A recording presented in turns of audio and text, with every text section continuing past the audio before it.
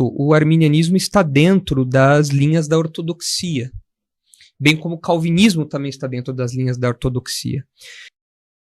What?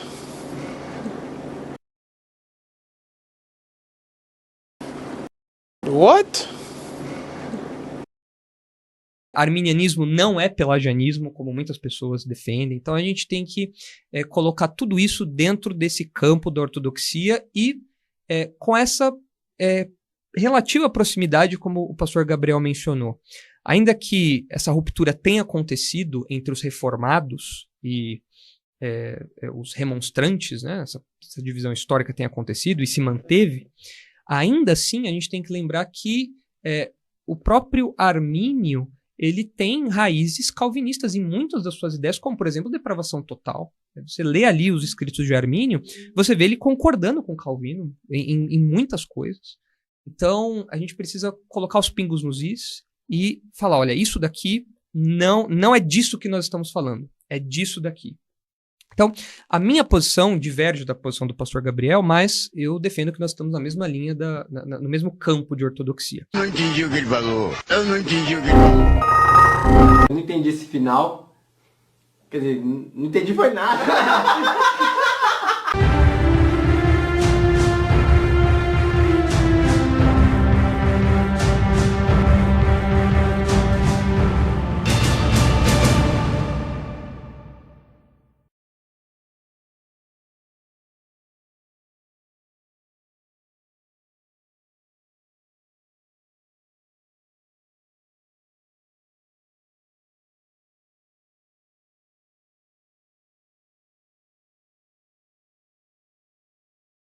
Um cachorro late quando seu dono é atacado. Eu seria um covarde se visse que a verdade de Deus é atacada no mundo ou na igreja e ainda permanecesse em silêncio.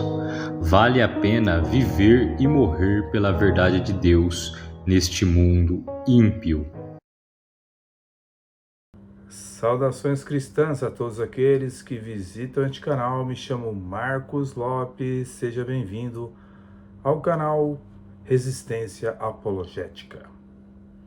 Gostaria de ler um versículo da inerrante Palavra de Deus que se encontra na segunda epístola do apóstolo Paulo aos Tessalonicenses, capítulo 3. Aliás, capítulo 2, versículo 3. Ninguém de maneira alguma vos engane, porque não será assim, sem que antes venha a apostasia e se manifeste o homem do pecado, o filho da perdição. Ninguém de maneira alguma vos engane, porque não será assim, sem que antes venha uma grande apostasia. Senhores, nós estamos tratando de um assunto bem interessante, né? Esse é o primeiro vídeo da série A Base Bíblica e Histórica para que líderes calvinistas passem o pano para o arminianismo? É uma pergunta que está sendo feita. A Bíblia diz que primeiro, antes de surgir o homem do pecado, o filho da perdição, virá uma grande apostasia. Nós estamos presenciando apostasia em todos os campos da humanidade, né? Mesmo a ciência, que era levada com tanta seriedade, já não podemos confiar tanto nas declarações que são feitas pela ciência. Em questões de religião, está uma verdadeira salada de frutas. As pessoas não sabem mais o que é verdade e o que é mentira. Para piorar a situação, aqueles que defendem a teologia reformada também vivem uma vida pragmática, uma teologia reformada ao seu bel prazer. E nós não entendemos muitas coisas que estão acontecendo, o porquê estão acontecendo, mas sabemos que é o desdobramento, né, do final dos tempos. Bem, iremos nessa série de vídeos ver as enormes contradições de pastores reformados de nossos dias, quando tentam passar o pano para o arminianismo. E já tratamos um pouco dessa questão em uma outra série neste canal, que tem por título Arminianos e Calvinistas são inimigos? Reagindo à pergunta de Marcos Grangonato. Você poderá encontrar este vídeo aqui neste canal, mas o que percebemos é que o pastor Marcos Grangonato vem definhando em seu princípio de teologia reformada, e quem sabe ele pode até se tornar um arminiano futuramente. Não que eu gostaria de ver isso, mas eles sempre estão procurando dizer que Jaco Arminius foi um grande teólogo e que os arminianos são uma teologia também, e etc, outras argumentações que eles trazem ao seu público. Em vez de atacar os pontos arminianos, ele faz defesa do arminianismo em algumas ocasiões. É evidentemente que seus discípulos vão seguir os passos dele, como é o caso, por exemplo, do seu genro, o pastor Nicolas Borges, que além de ser o seu discípulo, também é o seu genro, né? Eu cheguei a ficar bem achegado à Igreja Batista da Redenção no ano de 2023. E mesmo não sendo membro, eu ia aos cultos por ser perto de casa e as mensagens eram bíblicas e saudáveis. Conversei algumas vezes com o pastor Nicolas, mas percebi que ele não entrava a fundo em algumas questões quando conversava com ele sobre debates em rádios que ele participava. Não sei se era porque eu não era membro da igreja ou é o jeito dele mesmo se expressar, né? Bem, agora sobre a questão das declarações do pastor Nicolas nesse podcast que ele foi convidado, foi um desastre após o outro. Como nós vimos aí no início do vídeo, você viu alguns cortes de algumas declarações, mas foi verdadeiramente uma tragédia.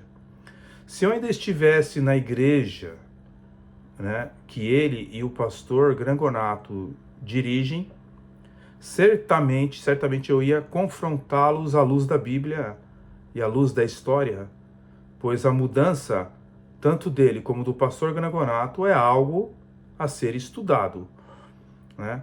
Vemos muita confusão nos ditos do pastor Nicolas nesse podcast arminiano que ele foi convidado, né? Evidentemente que os cânones de Dort, eles não são infalíveis, assim como não são infalíveis as confissões. O único livro inerrante é a Bíblia Sagrada. Isso é um fato. Mas uma pergunta deve ser feita. A Igreja Batista da Redenção, ela segue alguma confissão de fé? Sim ou não? Bem, eu não acredito que os líderes da Igreja Batista da Redenção, eles sejam latitudinarianos, ou seja, são pessoas, líderes avessos a confissões. Assim como são os remonstrantes, eram os remonstrantes e os atuais arminianos, né? Eu não quero acreditar que eles sejam avessos a confissões. Mas o problema latente do pastor Nicolas é achar que existe alguns pontos que ele não concorda com a questão da doutrina das alianças, né? Onde ele e o pastor Grangonato procuram sempre, de uma maneira ácida, né, expor o seu dispensacionalismo, né? Eles são dispensacionalistas e não gostam nem um pouco do aliancismo. Mas o fato de ele não concordar com o aliancismo, né, nós vemos cenas ridículas, né, quando ele diz que, por exemplo, o aliancismo é pior do que o arminianismo. Meus queridos, isso é simplesmente ridículo. né? Então, como há pontos em Dort, né, que segundo ele e o pastor Gregonato, eles concordam que há erros, né? Então, dentre esses erros, por exemplo, seria chamar os arminianos de hereges, né? Ao mesmo tempo, ele diz que concorda com a soterologia de Dort. Me ajuda aí, Datena, me ajuda um pouco, que está complicado.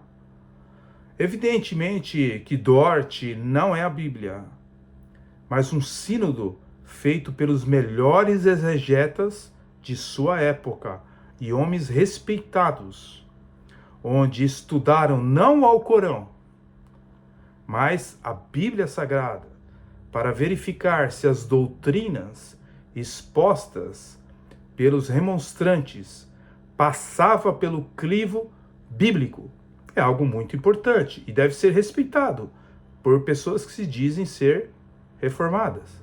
Agora, o pastor Nicolas achar algumas dificuldades em Dort é algo natural.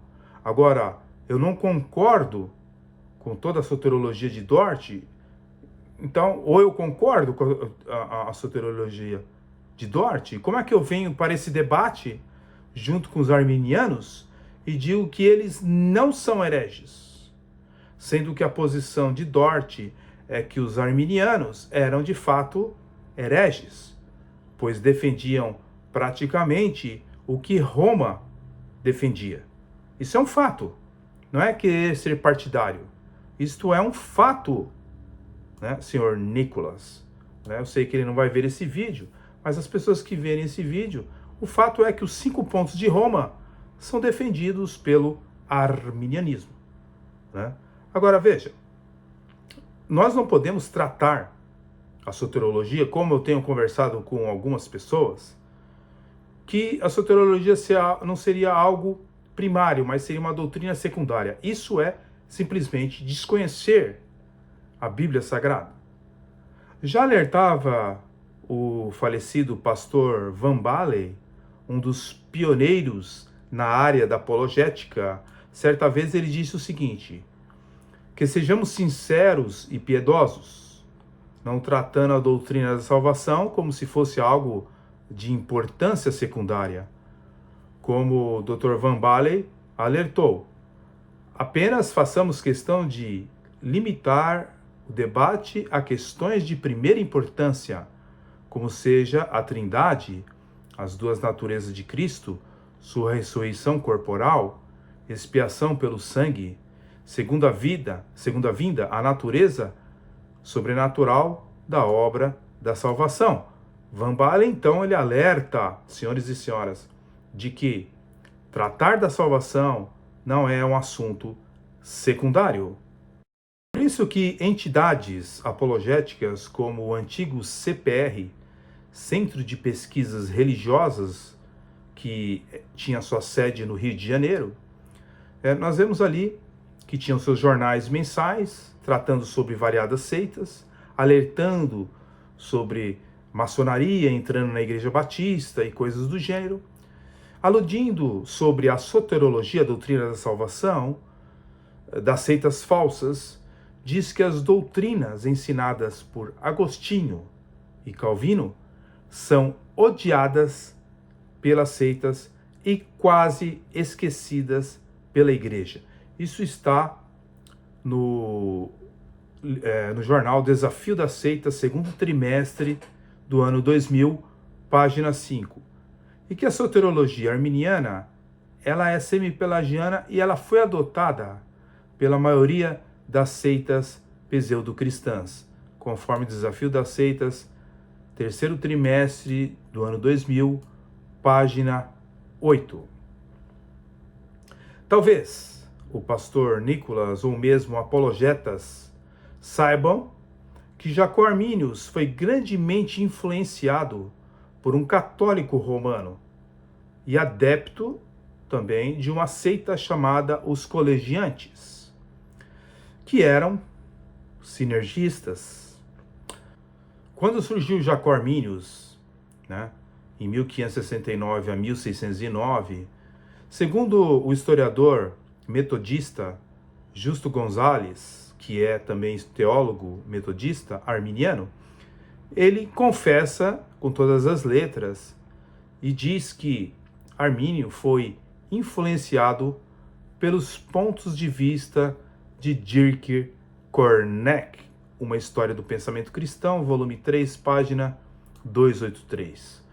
Kornegg, segundo seu historiador Hendrik Bonger, que viveu de 1911 a 1999, disse o seguinte: queria que Deus concede ao homem a oportunidade de cooperar em sua própria salvação, e a esse respeito permaneceu católico. Ou seja, um grande historiador de Dierk Kornegg diz com todas as letras que Armínio permaneceu católico neste ponto de soteriologia em que o homem coopera com a salvação. De forma que não é de se estranhar saber que Jacó Arminius, ter dito que Deus, portanto, não atribui a vida eterna a qualquer ser humano a partir do seu próprio decreto absoluto, sem considerar a fé e a obediência. Obras de Armínio, volume 1, página 208. E que os remonstrantes, seus discípulos, endossaram o mesmo parecer, ao falarem da utilidade da nossa fé e obediência para alcançarmos a salvação e a glória, conforme a Confissão Arminiana de 1621. De fato, senhores, o arminianismo ele é uma heresia sem tamanho. Eles têm um Deus, criado da cabeça deles. Eles têm um Cristo criado da cabeça deles. Eles têm um Espírito Santo criado da cabeça deles. Eles têm um modus operandi de salvação criado da cabeça deles. Eles inventaram doutrinas, criaram doutrinas e acrescentaram as doutrinas de Jacó Arminius. Eles são realmente semi-pelagianos. Em algumas ocasiões, eles são pelagianos declarados, contrariando as palavras do pastor Nicolas, o que diz a história da igreja.